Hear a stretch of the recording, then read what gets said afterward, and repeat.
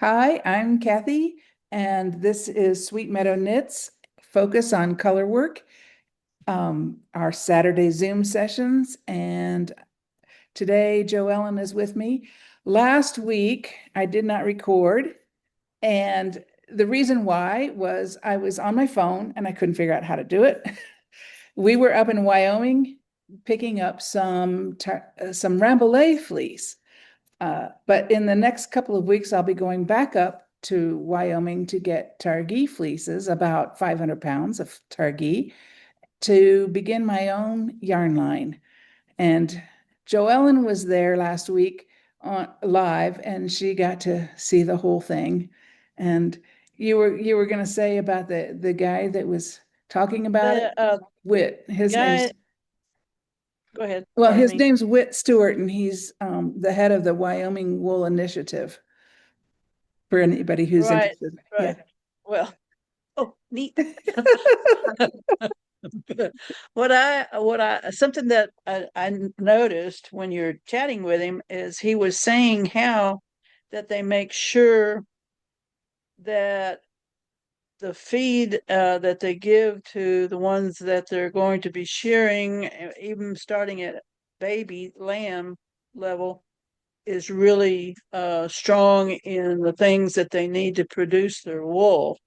And therefore, so if you have a sheep out and about that maybe isn't getting all the nutrients it needs for its own fleece, it won't be the wool that will be on one that's a little more monitored and cared for. And I thought, well, that was interesting, not something I would have thought of. I was just thinking fur's fur and wool's wool, etc. But evidently, even can start with feeding the mother well while she's carrying the babies, and then the babies continue on.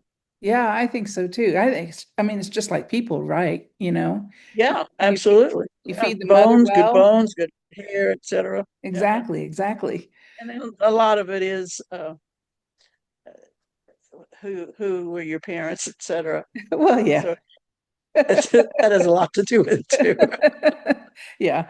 So, Whit Stewart has a PhD in sheep nutrition, and I haven't looked at his Oh, dissertation yet, but I plan to yeah, one of these days neat. after I Yeah. finish my project. And Yeah. so, That's so I'm going that's to pin my, always a huh? I that's know. always a floaty time for me when I'm through. I don't know, Yeah, but I have exactly. fun getting there. Well, I'm going to a party with my cousins. It's actually a celebration of life party for my cousin's husband who died a couple of months ago. So Right. he was an artist, and she said, wear something really colorful. And I had already been thinking about this Granny Square vibe project for the spring box. And this is the project, the small project Oh that yeah. comes with the spring box.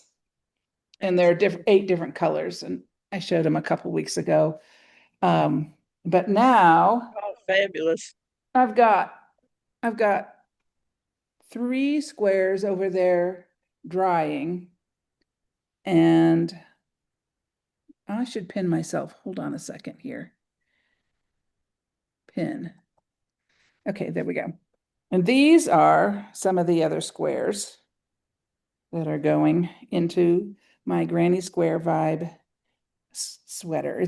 Every square will be surrounded by lace. So I figured out a really easy way to do this, and I love the portable nature of it. I actually can crochet. I haven't crocheted in 35 years. So, Right. Me either. And I can too. I can hold a needle in the thread. yeah. But I made a granny square blanket once for my brother. That was the last thing I think I crocheted. And I loved how portable it was. I stuffed most of it in my suitcase, and I was doing all these granny squares on the plane. And I thought, oh, this is a great spring project.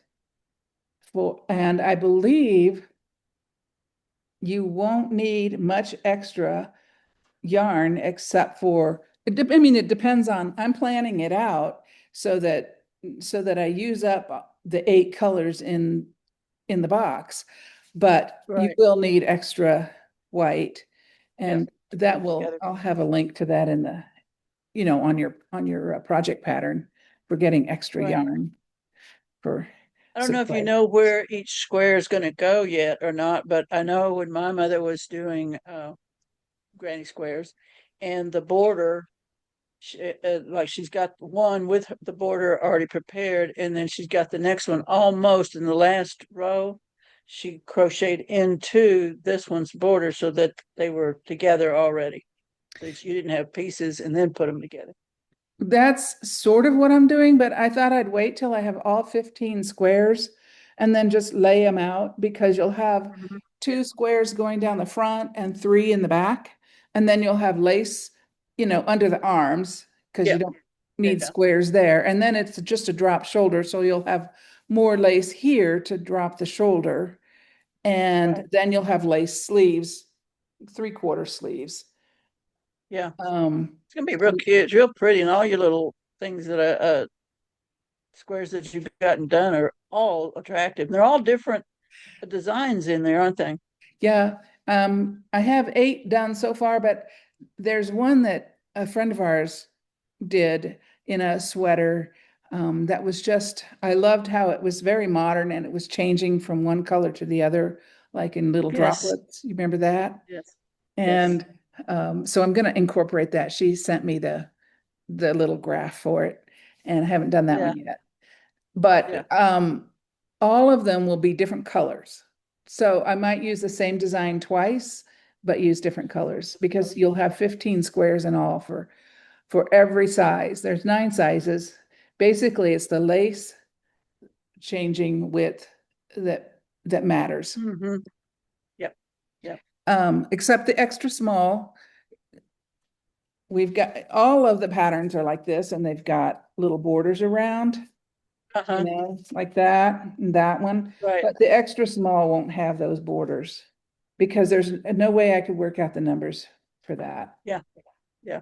So, and I thought maybe I would do a demo next week on Stitch Fiddle and show you how that is working. But Yeah. since we were talking Yeah. about the sheep um, station, I didn't want to do both and record both because I keep these little recorded A lot sessions of small. info.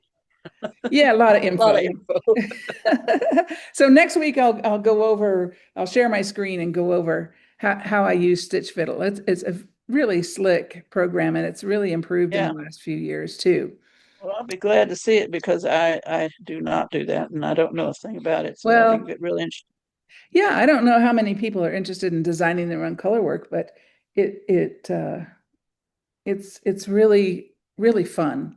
You can do Yeah. it while you're listening to TV, like when you're knitting. They're the exciting parts, and then you get through that. Yeah. Well, I'm going to stop recording, and I will be sure to video my trip up to um, it's northern Wyoming to the sheep farm I'm going to get the fleeces. And I already have the unicorn power scour, which I highly recommend if you're washing your own wool fleeces because it's biodegradable.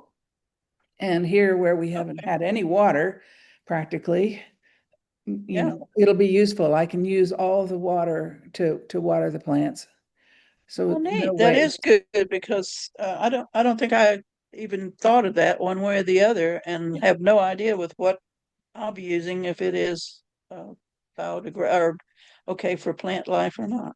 I'll have to Yep. check that. They have one that's called Power Scour for cleaning raw wool, and they have another called well, actually it has a light lavender scent and it's called Fiber Wash, Unicorn Fiber Wash and Fiber Rinse. And you can get Okay. that, or you can get the unscented, and they have a different name for that called Beyond Clean. I don't know why they named it differently, but they did. Yeah. So, Okay. anyway, I will be sharing videos when I'm washing the fleeces and dyeing the fleeces and Oh, nice. That's great the because whole that is process. absolutely not something that I have ever seen, and I know there's a lot of others that haven't either. Yeah, So that'll yeah. be very interesting to watch. A fun spring project. So Yeah, time to for start you. for me. Time to stop the video, and Okay. so we will see you all on YouTube next week.